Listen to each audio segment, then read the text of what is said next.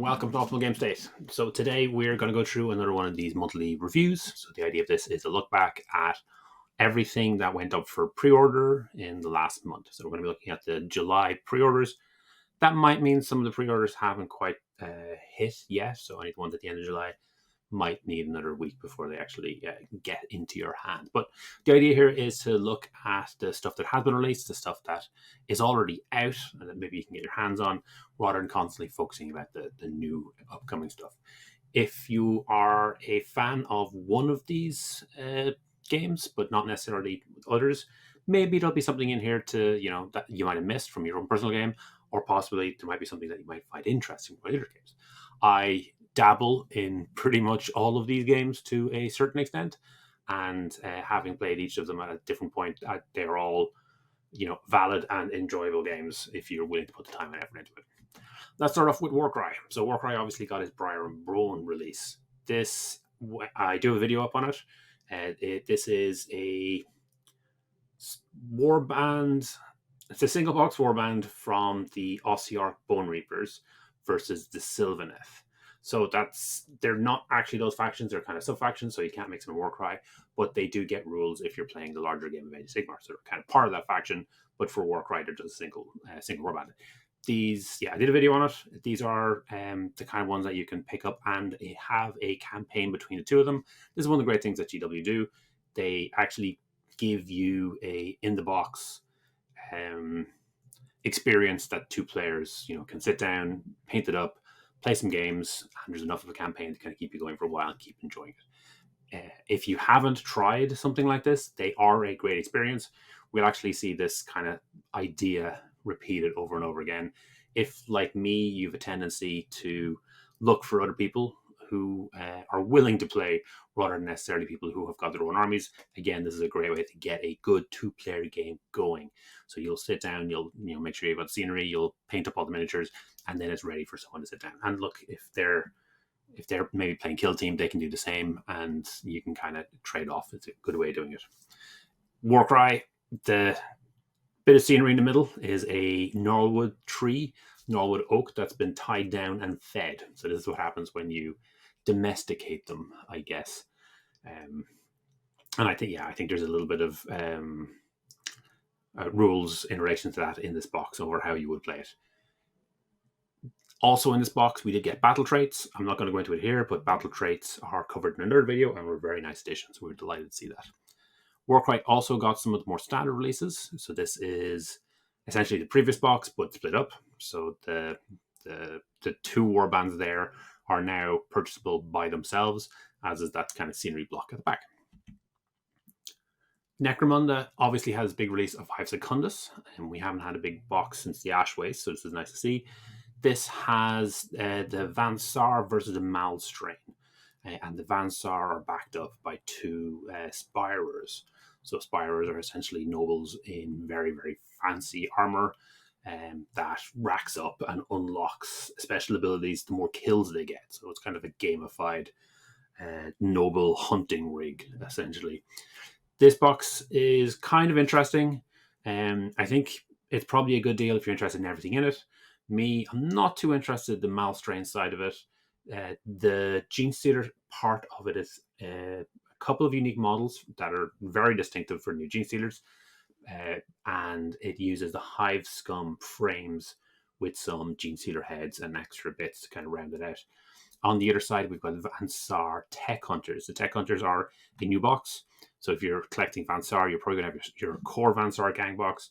You'll have the special Vansar box, and then you'll now have this one. So it's an extra set of Vansar options. We're probably going to start seeing that. And we're probably going to be the start of a new wave of the kind of third gang box for each of the primary gangs.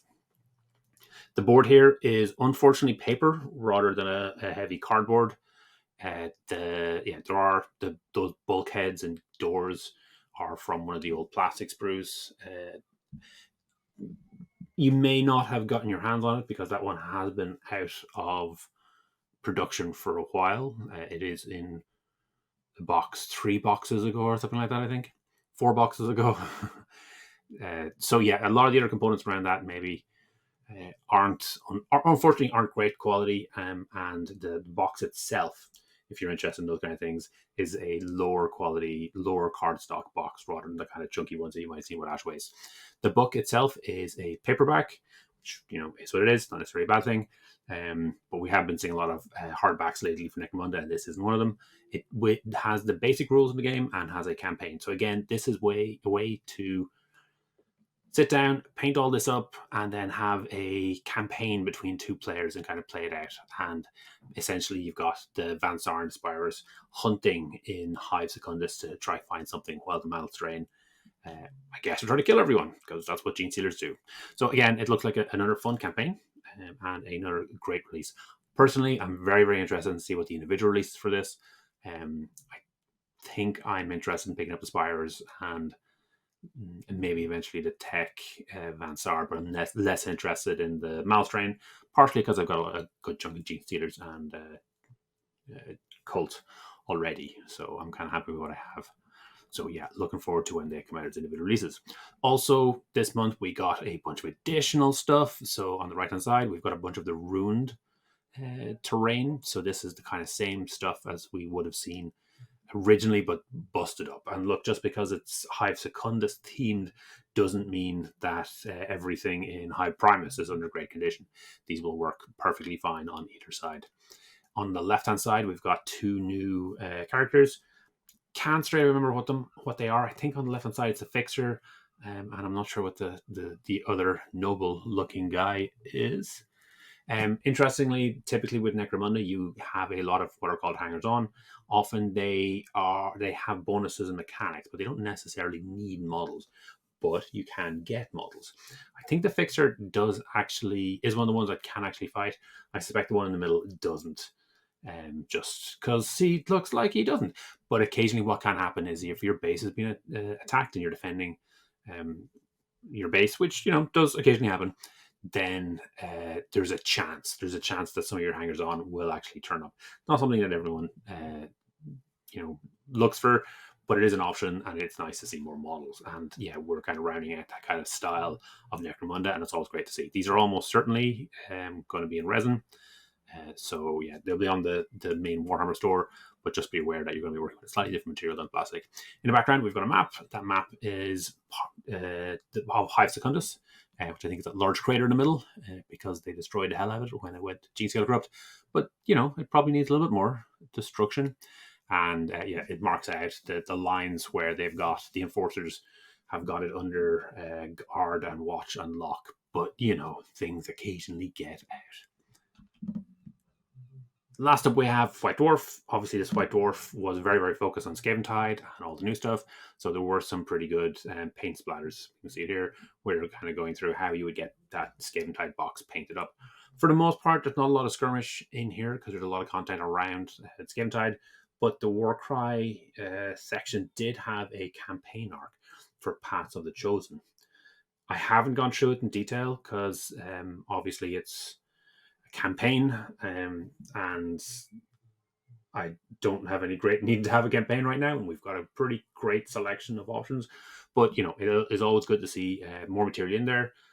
So if 8-player campaigns are something that you're looking to have, this looks like it's a great option. On a more general note, that particular campaign arc looks like it's building up to the very, very end.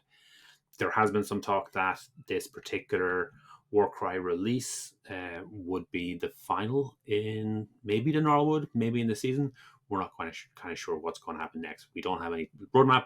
We don't have any outstanding previews currently. All the Warcry previews have been fully released. So, anything could happen. We could be stuck in Norwood a little bit longer. We could go into the Seraphon ship that crashed. We might have an entire season spent hunting around those ruins, or we might be moving somewhere else. We've obviously got big shakeups with Skaventide and the Age of Sigmar's heading, so anything could happen. All right, where we are here. We just got something with Warcry, Necromunda. Legion Imperialis just had a month off, and actually at the start of August did get some more releases. Kill Team, I think Kill Team is also ending or coming close to the end of his season, isn't it? Yeah, because I remember people talking about the recent FAQ, and they thought that it might have been a wrap everything up kind of patch. So, yeah, I guess we keep an eye out on what's coming up. It could be exciting. Warhammer Underworlds hasn't had anything since March. It typically was getting releases every second month, so it does look like there's been a bit of delay. I know a lot of people online constantly say dead game every time, there's a tiny bit of a delay. So I'm not concerned by that yet, but it is something to keep an eye on.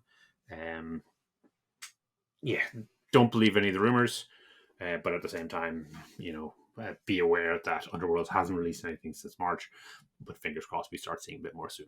Anyway, that's everything I've got for the month of August. I hope you enjoyed this. If there is anything out of these releases that you'd like me to cover, please do tell me. I've been tempted to look at the Necromunda, but haven't had a chance to do it yet. And I started a video on putting together a Legion Imperialis army, and I psyched myself out by the amount of work that I've got ahead of me. So I put that one on the back burner, I think, until I can build up the will to put paint to plastic. But that's for another day. Thank you very much for listening, and I hope you have a wonderful week, month, day. Yeah, have a good one. Thanks for making it all the way to the end. Hopefully you enjoyed this video. Each week, I put up a new video talking about one of Games Workshop's specialist games. The goal is always to try and make the best possible 2-player experience. If this is something you'd find interesting, please subscribe to the channel and comment to let me know what you'd like to see in future.